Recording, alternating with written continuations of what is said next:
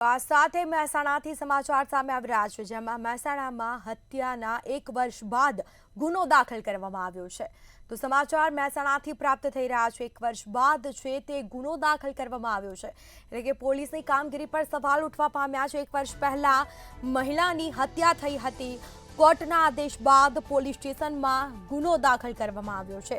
પરપ્રાંતીય રાજસ્થાનની પરિણીતાનું મોત નીપજ્યું હતું। આ મહિલાની જે હત્યા થઈ હતી અને તેમાં મહિલાનું મોત થયું હતું। વિમલ ખાવા મુદ્દે પતિએ જ મહિલાની હત્યા કરી હતી, તેમાં પત્નીનું માથું દિવાલથી અથડાવી તેને મોતને ઘાટ ઉતારી। તો સમગ્ર મામલે મહેન્દ્ર પારધી નામના યુવાન સામે ગુનો દાખલ કરવામાં આવ્યો છે। વિસનગર પોલીસ સ્ટેશનમાં ફરિયાદ કરવામાં આવી છે। આ સાથે જ 1 વર્ષ પહેલા મહિલાની હત્યા થઈ હતી। મહેસાણામાં હત્યાના 1 વર્ષ બાદ ગુનો દાખલ કરવામાં આવ્યો છે। વિસનગર પોલીસ સ્ટેશનમાં ફરિયાદ કરવામાં આવી છે। વિમલ ખાવા મુદ્દે પતિએ જ મહિલાની હત્યા કરાયો હોવાનું સામે આવ્યું। કોર્ટના આદેશ બાદ પોલીસ સ્ટેશનમાં હાલ ગુનો દાખલ કરવામાં આવ્યો છે। તો આ મામલે તપાસ થશે। 1 વર્ષ પહેલા મહિલાની હત્યા થઈ હતી, તેના પતિએ જ તેની હત્યા કરી હતી। મહેન્દ્ર પારધી નામના યુવાન સામે હાલ ગુનો દાખલ કરવામાં આવ્યો છે।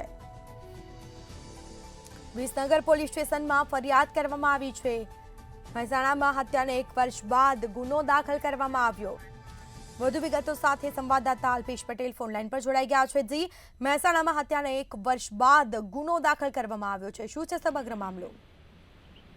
જી સ્મિતા, ચોક્કસ જણાવ્યું તો વિસનગર શાલિગ્રામ સોસાયટીની અંદર 1 વર્ષ પહેલા મોત થયું હતું અને 1 વર્ષ પહેલા મહિલાનું મોત થયું હતું અને રમીલા નામની પરપ્રાંતીય રાજસ્થાની પરિણીત યુવતીનું મોત થયું હતું અને વિમલ ખાવા મુદ્દે માથું દિવાલ પર ભટકાવ્યું હતું અને પતિએ તેની પત્નીનું માથું દિવાલ સાથે ભટકાવી હત્યા કરી હતી અને નજરે જોનાર શાયદોને હત્યારાને ધમકી આપી હતી કે મહેન્દ્ર પારધી નામના રાજસ્થાની યુવાને હત્યાનો ગુનો નોંધાયો હતો અને 1 વર્ષ બાદ વિસનગર પોલીસ સ્ટેશનમાં ગુનો નોંધાયો છે।